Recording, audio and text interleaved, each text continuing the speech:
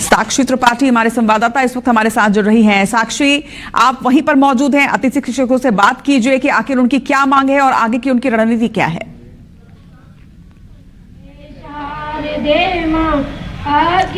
जी बिल्कुल, देखिए यहाँ पर जो स्कूली अतिथि शिक्षक हैं वो प्रदर्शन पर बैठे हुए हैं और हम आपको बता दें कि प्रदेश भर के अलग जिलों से यहाँ पर जो अतिथि शिक्षक हैं वो यहाँ पर आए हुए हैं। और देखिए इनकी सबसे पहली और सबसे प्रमुख मांग जो है वो नियमितीकरण को लेकर है। नियमितीकरण को लेकर यहाँ पर जो ये अतिथि शिक्षक है वो बैठे हुए हैं। इनका कहना है कि जो रिक्त पद है उनको भरे जाए और इनको नियमित किया जाए। देखिए कल 30 अप्रैल है और 30 अप्रैल को जो भी टेंडर बेस्ड टीचर्स होते हैं उनकी जो सेवा है वो 30 अप्रैल को समाप्त कर दी जाती है और जब न्यू सेशन स्कूल का शुरू होता है तब इनका फिर से रिन्यूअल होता है। इनका कहना है कि जब तक रिन्यूअल नहीं होता तो ये घर में बेरोजगार बैठते हैं और इनका यही कहना है कि हमें जो है नियमित किया जाए, हमें 12 महीने की जो नियुक्ति है वो हमें दी जाए, हम 12 महीने तक लगातार परमानेंट सेवा दें। क्या कुछ मांगे हैं आप लोगों की? हमारी 12 महीने की सेवा काल लागू हो और हरियाणा मॉडल के तर्ज पर हमें नियमित किया जाए और हमारा भविष्य सिक्योर किया जाए।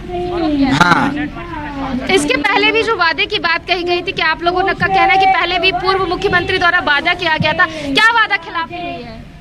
मध्य प्रदेश सरकार के मुखिया तत्कालीन मुख्यमंत्री शिवराज सिंह चौहान जी ने वादा किया था अतिथि शिक्षकों के लिए गुरुजियों की भांति नीति बनाकर पद स्थायी करेंगे, अतिथि शिक्षकों का वार्षिक अनुबंध करेंगे, अतिथि शिक्षकों को बोनस अंक देकर सीधी भर्ती में नियमित करने की योजना बनाएंगे। लेकिन एक भी मध्य प्रदेश सरकार की जो घोषणाएं थी पूरी नहीं हुई हैं और आज समस्त अतिथि शिक्षक के पदाधिकारी भोपाल में उपस्थित हुए हैं जो सरकार के वादा खिलाफी का विरोध कर रहे हैं। हम मुख्यमंत्री जी से आग्रह करते हैं कि आपकी सरकार उस समय थी जब आपके मुख्यमंत्री जी ने अतिथि शिक्षकों का भविष्य सुरक्षित करने का वादा किया था।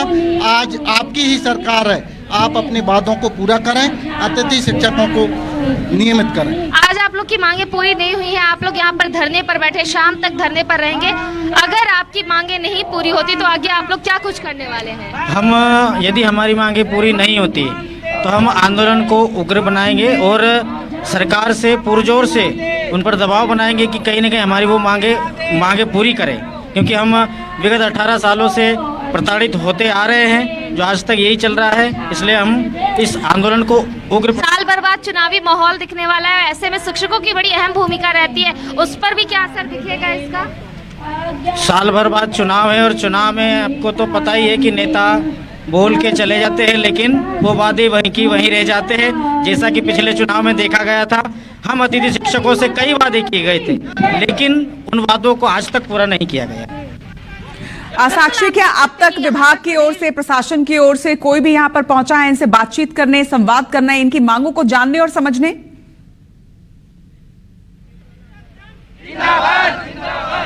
जी देखिए, अभी तक यहाँ पर विभाग की तरफ से कोई भी जो प्रतिनिधि है वो यहाँ पर नहीं पहुंचे हैं। हालांकि ये अभी 5 बजे तक यहाँ पर, शाम तक यहाँ पर ये लोग बैठने वाले हैं और इनका प्रदर्शन जो है अभी शुरू हुआ है और देखते देखते जो अतिथि शिक्षकों की संख्या है वो बढ़ती जा रही है और अब उम्मीद लगाई जा रही है कि शाम तक, जब तक इनका प्रदर्शन, इनका कहना है कि जब तक कोई प्रतिनिधिमंडल आके हमसे बातचीत नहीं करता, हमारा ज्ञापन नहीं लेता है या फिर हमें उचित जो हमारी मांगे है वो पूरे होने का आश्वासन नहीं देता है, तब तक हम यहाँ पर प्रदर्शन पर बैठेंगे। और देखिए यहाँ पर 45 डिग्री का तापमान है और उसमें ये बैठे हुए हैं। इनका कहना है कि लगातार यहाँ पर बैठे और सिर्फ यहाँ पर महिलाएं भी, आप देख सकते हैं दूर दूर से ये महिलाएं आई हुई हैं, ये अतिथि शिक्षक महिलाएं हैं और इनका भी यही कहना है कि हम यहाँ पर लंबे समय तक बैठने वाले हैं, जब तक हमारी मांगे जो है वो पूरी नहीं होगी तब तक हम यहाँ पर बैठेंगे। और देखिए इनकी मांगे यही है कि पीएफ का जो सिस्टम है वो इनके लिए लागू किया जाए, ई अटेंडेंस में सुधार किया जाए, इनको नियमित किया जाए और ई अटेंडेंस। साक्षी, मांगे तो स्पष्ट उन्होंने कर दी है, शाम 5 बजे तक का अल्टीमेटम भी दे दिया है। देखना होगा कि किस तरीके से इस पर सुनवाई होती है, संवाद होता है और कोई बीच का रास्ता निकाला जाता है। तमाम जानकारी के लिए आपका बहुत शुक्रिया।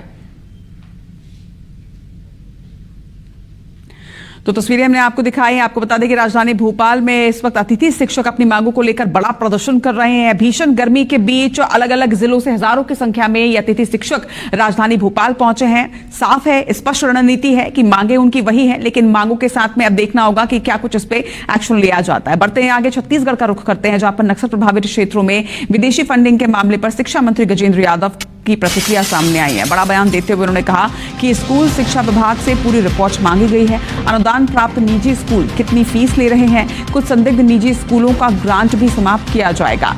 तो बड़ा बयान यहाँ पर सामने आया है। बस्तर में कितने स्कूल्स